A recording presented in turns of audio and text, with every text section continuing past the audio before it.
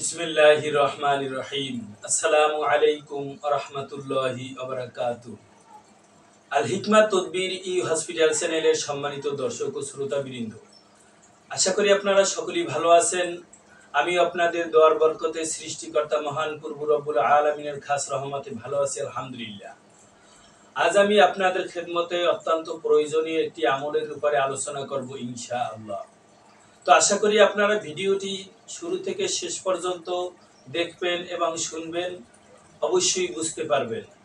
তো সম্মানিত দর্শকবৃন্দ, কথা না বাড়িয়ে মূল আলোচনার দিকে চলে যাচ্ছি।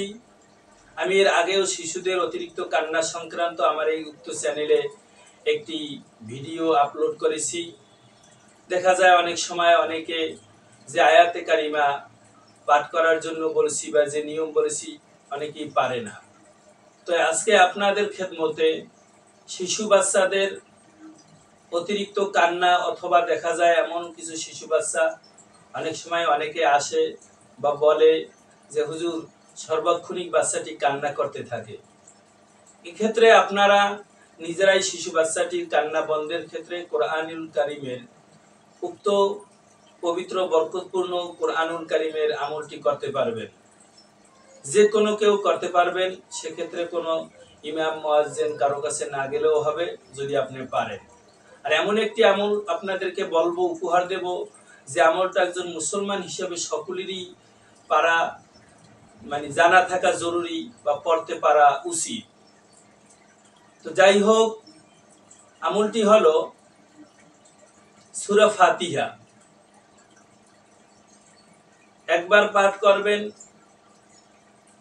আপনার শিশু বাচ্চাটির উপরে দম করবেন।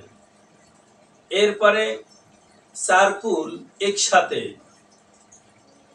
অর্থাৎ কাফিরুন, সূরা ইখলাস, সূরা ফালাক এবং সূরা নাস, এই 4 কুল একসাথে পাঠ করবেন।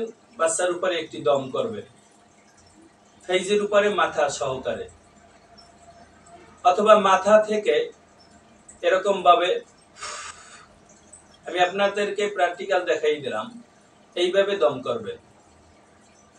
তো এইভাবে একবার হয়ে গেল, আবার পুনরায় সূরা ফাতিহা পাঠ করবেন এবং 4 কুল পাঠ করবেন, একটি দম করবেন। এই দ্বিতীয়বার গেল, আবার তৃতীয়বারে সূরা ফাতিহা শরীফ পাঠ করবেন এবং 4 কুল একসাথে পাঠ করবেন, একটি দম করবেন। প্রথমবারে আমি বলছি সূরা ফাতিহা একবার পাঠ করবেন, দম করবেন। এরকম না করলেও হয়, সূরা ফাতিহা সহ 4 কুল একই সাথে পাঠ করে একটি দম করবেন।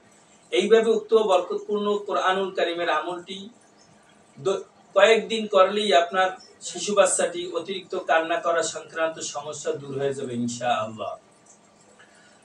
আশা করি আল্লাহ তাআলা উক্ত বরকতপূর্ণ আমল দ্বারা গোটা দুনিয়ার সমস্ত মুসলমান নরনারী সকলকে উপকৃত হওয়ার তৌফিক দান করবে। আমার জন্য সকলে দোয়া করবেন, আমি আপনাদের সকলের জন্য দোয়া করি। আল্লাহ তাআলা যেন সমস্ত দুনিয়ার মুসলমানদেরকে হেফাজত করে। আসসালামু আলাইকুম ওয়া রাহমাতুল্লাহি ওয়া বারাকাতুহু।